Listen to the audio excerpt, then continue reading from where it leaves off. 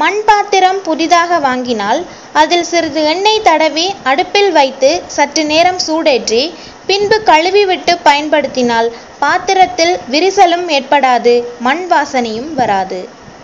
சாப்பாட்டு மேஜையை துடைக்கும் துணியில் சிறிதளவு உப்பு வைத்து துடைத்தால் ஈ மற்றும் பூச்சிகள் சாப்பாட்டு மேஜையில் உட்காராது.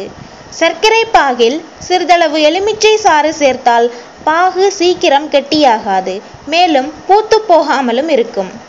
பாட்டிலில் துர்நாற்றம் வீசினால் பாட்டிலில் சிறிது கடுகை போட்டு அதில் வெந்நீர் ஊற்றி ஊற வைத்து சிறிது நேரம் கழித்து கழுவினால் துர்நாற்றம் போய்விடும்.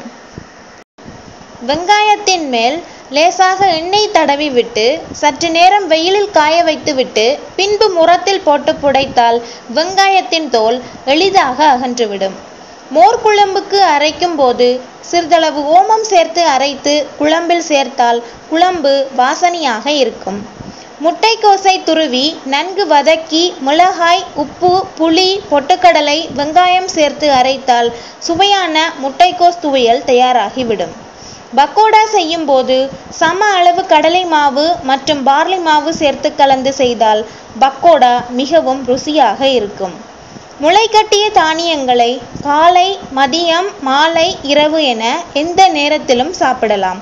ஆனால் அவற்றை வேக வைத்து சாப்பிடுவதே உடல் நலத்திற்கு நல்லது.